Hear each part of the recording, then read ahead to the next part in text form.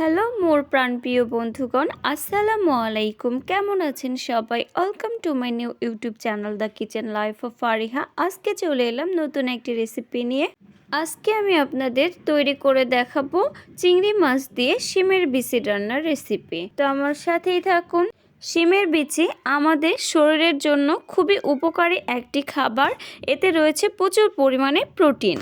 আমি প্রথমে এখানে 1 কাপ পরিমাণ শিমের বিচি নিয়ে নিয়েছি ও হাফ কাপ পরিমাণ চিংড়ি মাছ কেটে ধুয়ে পরিষ্কার করে নিয়েছি। আমি এখানে গুঁড়া চিংড়ি দিয়ে রান্না করব। আপনারা চাইলে বড় চিংড়ি দিয়েও এটি রান্না করতে পারেন। রান্নার জন্য কিছু উপকরণ নিয়ে নিয়েছি। একটি বড় সাইজের পেঁয়াজ কুচি নিয়েছি, 3টি কাঁচা লঙ্কা কুচি ও কিছু ধনিয়া পাতা কুচি নিয়েছি।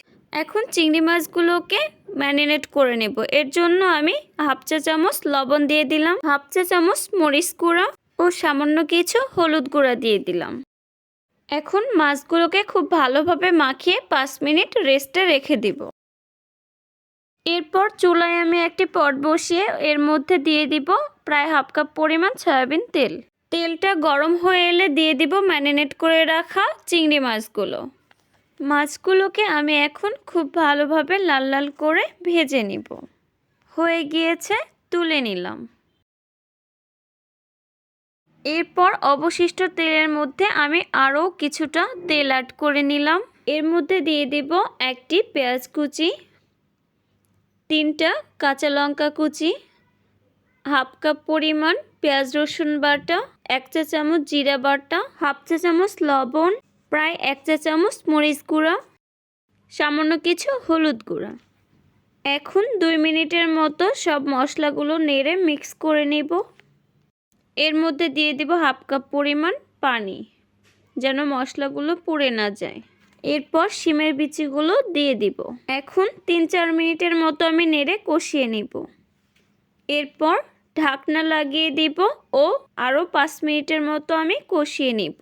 5 মিনিট হয়ে গিয়েছে, ঢাকনা তুলে নিলাম। এই পর্যায়ে আমি দিয়ে দিব ভেজে রাখা চিংড়ি মাছগুলো। এবার ভালোভাবে সবটা মিক্স করে নিব ও আরও 3-4 মিনিটের মতো আমি কষিয়ে নিব। কষানো শেষ। এ পর্যায়ে আমি 2 কাপ পরিমাণ পানি অ্যাড করে দিব। পানিটা ফুটে ওঠা পর্যন্ত অপেক্ষা করব।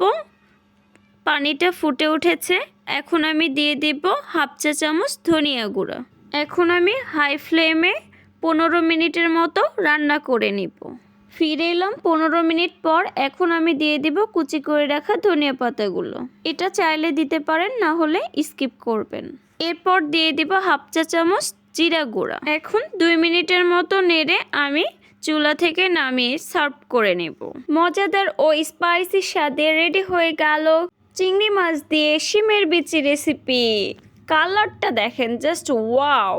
তো দেখতে যেমন সুন্দর হয়েছে, খেতেও কিন্তু অসাধারণ। গরম ভাতের সাথে এমন শিমের বিচি থাকলে দেখবেন প্লেটের পর প্লেট ভাত ফিনিশ। তো আমার রেসিপিটি যদি ভালো লেগে থাকে একটি লাইক, কমেন্ট ও শেয়ার করে দিবেন এবং আমার চ্যানেলটি সাবস্ক্রাইব করে দিবেন। আজকের মতো এ পর্যন্তই। কথা হবে নেক্সট ভিডিওতে। সে পর্যন্ত সবাই ভালো থাকবেন, সুস্থ থাকবেন। আল্লাহ হাফেজ।